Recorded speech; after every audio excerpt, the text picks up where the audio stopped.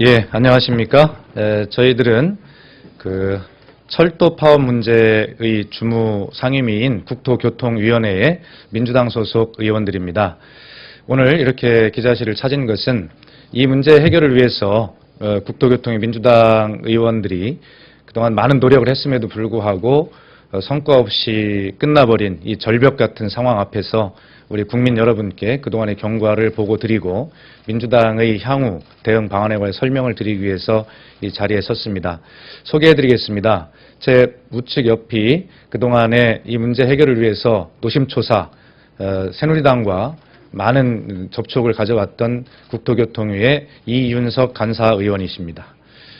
그리고 그 우측에는 민홍철 의원이십니다. 또 제 좌측에 문병호 의원이시고요. 그 옆에 역시 임내연 의원이십니다. 그럼 먼저 이윤석 간사로부터 그동안에 이 문제 해결을 하기 위해서 접촉을 해왔던 경과에 대해서 설명을 들으시겠습니다. 예, 국토교통위원회 간사 이윤석 의원입니다. 저희들은 철도 파업이 발발했을 적에 국토교통위원장으로부터 여야 합의를 해서 상임위를 긴급 상임위를 개최하라는 명을 받고 새누리당과 접촉을 해서 긴급 현안인 철도 사업에 대한 상임위원회를 이틀 전에 개최한 바 있습니다. 거기에서 철도 파업 당사자들의 주장이 참 많았습니다마는 저희들이 국회에서 해결할 수 있는 것, 대통령도, 국무총리도, 장관도, 철도공사 사장도, 새누리당도 모두 민영화가 아니라고 본인들이 누누이 주장하기 때문에 그걸 여야가 소위원회를 구성해서 법률적인 문구로 처리를 한다면 철도 파업을 중단할 수 있노라는 그런 논의를 했습니다마는 새누리당에서 전혀 들어주지 않아서 지금 계속 이렇게 어려움을 겪고 있습니다. 그래서 저희들이 고육직책으로 그럼 소위원회 구성을 하지 못한다면은 이미 철도 선진화법으로 올라와 있는 조성용, 변재일 두 안을 수정을 해서 민영화를 하지 않겠다고 그렇게 모두가 이야기하기 때문에 그 법률적인 자구만 넣는 그런 어떤 일들을 추진하자고 했습니다마는 뭐 곧 다 될 것처럼 했습니다마는 새누리당에서 그것마저도 들어줄 수 없는 상황이라고 그래서 철도 파업 사태가 참으로 이제 실마리를 찾을 수 없는 상황이 됐습니다. 그래서 저희 민주당에서는 또 간사인 저는 이 위원장에게 다시 내일 철도 사태에 대해서 긴급 현안을 보고받을 수 있도록 상임위를 국토위원회 상임위를 열어달라고 요구를 하겠고 오늘 2시 본회의장에서 새누리당 간사를 만나서 내일 긴급 국토위를 열 것을 제안을 할 생각입니다. 아무튼 철도 파업 사태로 국민 여러분께 심려를 끼쳐드려서 아주 송구한 마음으로 이 자리에 섰습니다.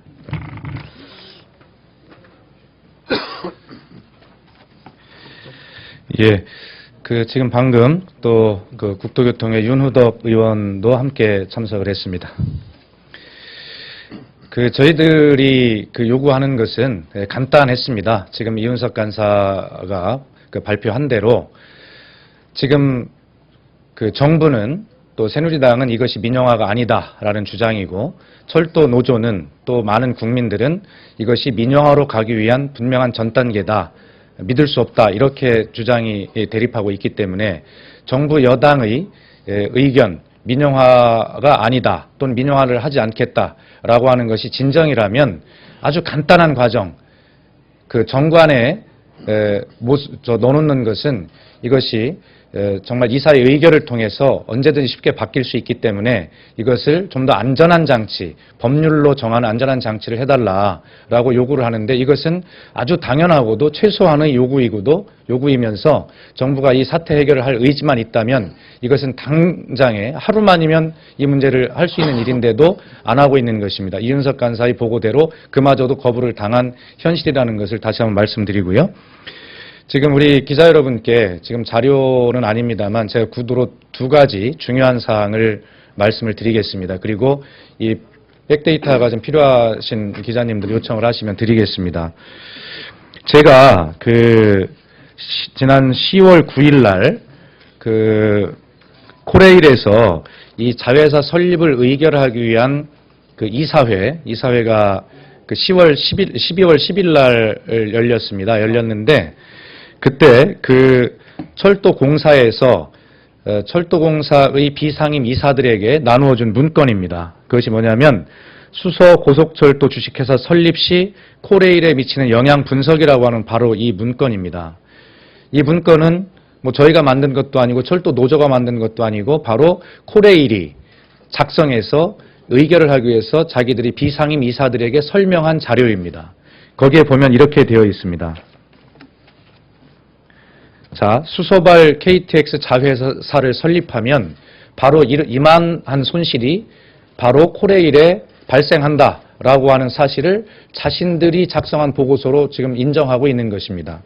이 내용을 보면 기존의 수소 KTX를 만들면 서울지구, 다시 말해서 서울역과 용산역 KTX를 사용하던 국민들이 수소 KTX로 많은 수요 전이가 일어날 것 아니겠습니까? 그거에 따라서 서울역과 용산역 코레일이 하게 되는 것이죠. 거기서 승객이 줄기 때문에 향후 32년간 연간 5,120억 원의 매출액 감소가 일어난다라고 이렇게 보고서에 되어 있습니다. 그리고 여기에 통상적으로 영업이익 30% 정도만 적용을 한다 하더라도 1,536억 원의 순손실이 일어난다, 이렇게 분석하고 있습니다.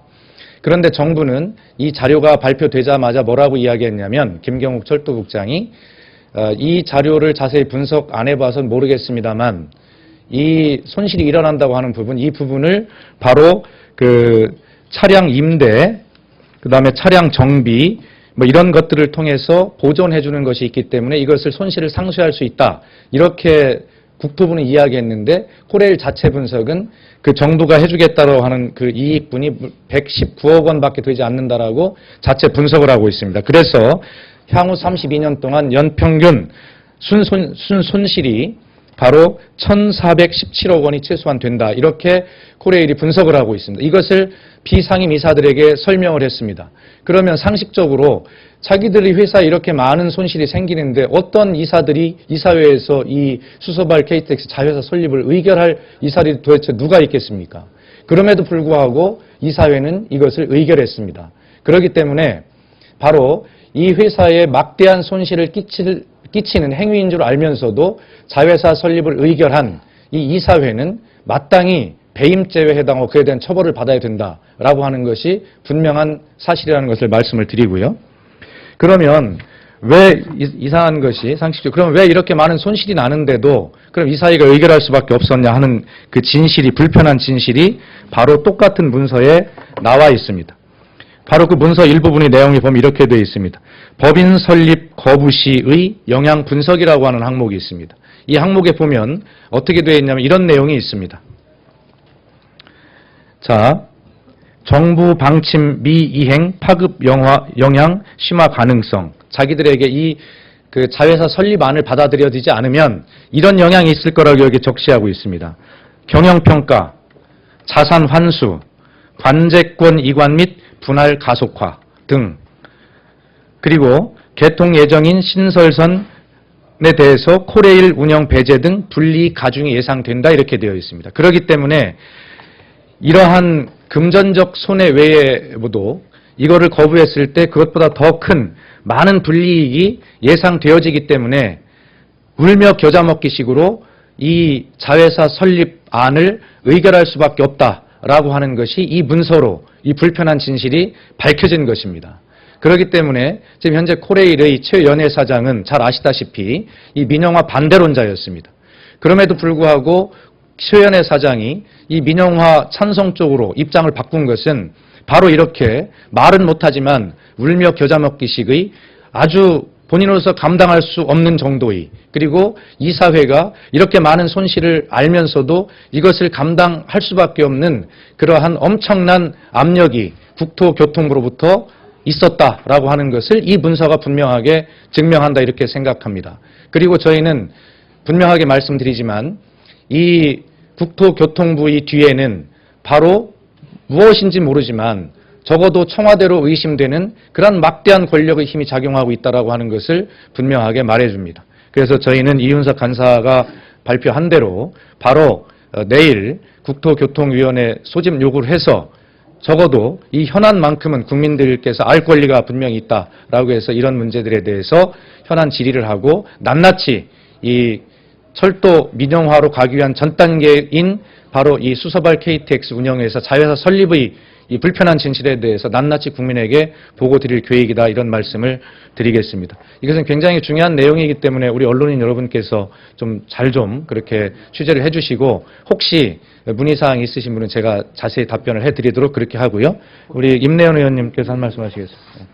두 가지 점에 대해서 보충 설명을 드리고자 합니다. 아까 박주현 의원이 말씀하실 때 민영화를 막기 위해서 정관에다가 주식 양도 같은 걸 금지해도 이사회 의결로 고칠 수 있다는 그런 문제점과 더불어 그걸 고치지 않더라도 어떻게 법인체의 정관에 해가지고 민법상 거래의 자유가 있는 건데 그걸 해봐야 효력이 없다는 유력한 학설들이 있습니다. 그래서 그것이 문제입니다. 또 하나는 우리가 민영화를 안 한다, 그렇게 얘기하고 있는데 대통령이 프랑스 가서 철도 등 공공분야도 개방한다. 그래가지고 정부에서는 이 일을 꼭 국회 동의를 얻지 않으면 이 WTO 관련 정부 조달 협정에 개방하는 문제를 국회 동의를 받아야 하는데 국회 동의도 받지 않은 채 지금 추진하는 그런 문제가 있습니다. 그걸로 봐서 이 조치가 민영화로 가기 위한 중간 단계인 것이 틀림없다. 그것을 그 점으로도 미루어 짐작할 수 있습니다. 이상입니다. 예, 그러면 혹시 질문 있으신 분은 밖에서 받도록 하고요. 이상 기자회견을 마치겠습니다. 감사합니다.